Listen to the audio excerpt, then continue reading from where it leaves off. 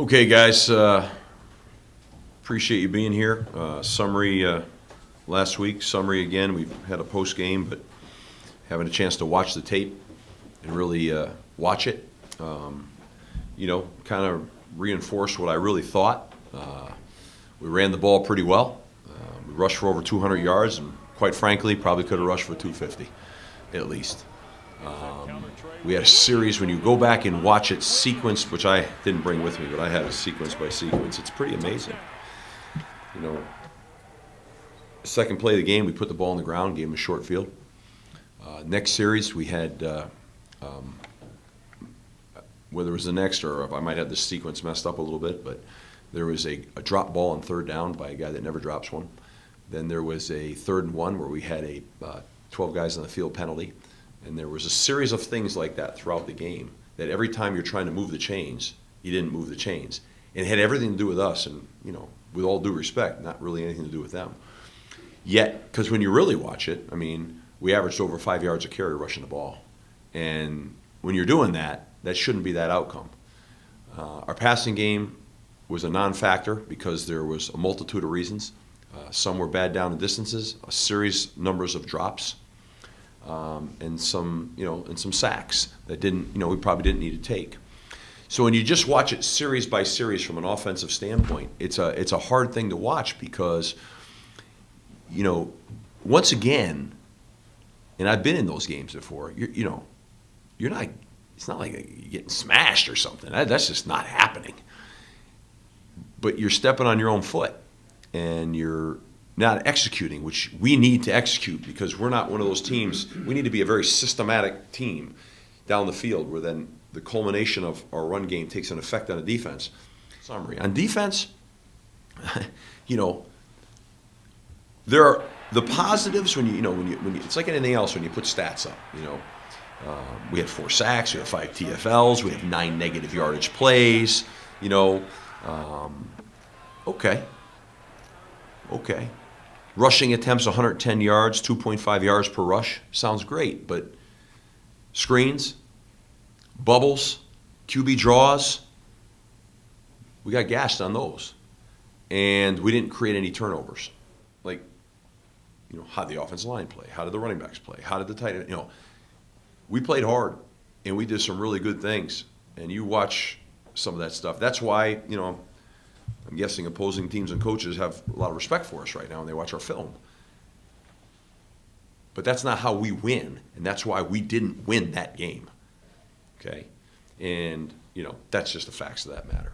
So here we are. We go into Virginia Tech week, and, let's just start with the defense, okay? Because it's probably the best defense in America. It is what it is, They're rated as the number 3 defense in the nation right now. Okay, they're 5 in rushing defense, 2 in passing defense. They're number 2 ranked in sacks with 28. They're 11th in the nation in creating turnovers, and they're returning 9 starters on defense. Just make no mistake about it. This is probably the best defense, if not the best, they're in the top 5 in all of the country. And can I tell you something? We played some pretty darn good defenses right now. Sometimes I look back at this midpoint and say, "Wow, BCU is playing pretty." We're playing people right now. Okay, that's just the way it is, but we are. We played USC with their back up against the wall, and everybody knows they have great players on the team. Now they got some other things going on. And then we turn around and we play Florida State, and we turn around and we play Clemson, and we turn around and now we're playing Virginia Tech. Sometimes that's the other thing I laugh about. People like stats, right? Let me tell you something. Your stats are really tough when you're playing those kind of defenses. And when you can play some defenses that aren't that tough, you can push them around pretty good. Your stats look pretty good. So here we go. We're playing make no mistake about that now. That's not even open for debate. I'm watching the tape, and I've told you that we're playing good defense before with these other teams. This defense is better than all the defenses we've faced. And I was trying to say it and make my point that we've got to play at a high level right now with where we are in the program right now. And when we do, because we're so darn scrappy, we're right in the middle of things. But the minute that for whatever dynamic dips, we become average quick, or whatever you want to say. And in that game Saturday, the effort never dropped, the intensity never dropped. That's the good news. But I call it mental toughness, which is decision-making under duress dropped. And because the margin's so small, bam, it was on us.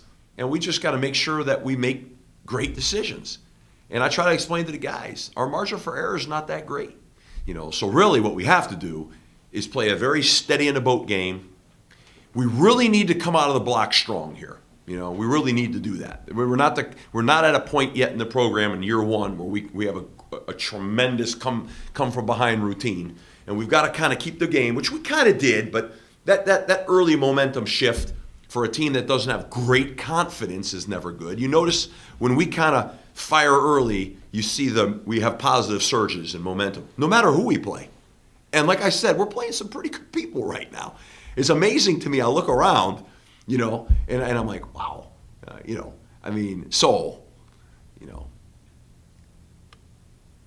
looking forward to the game though, because I really feel like it's a great challenge for our team.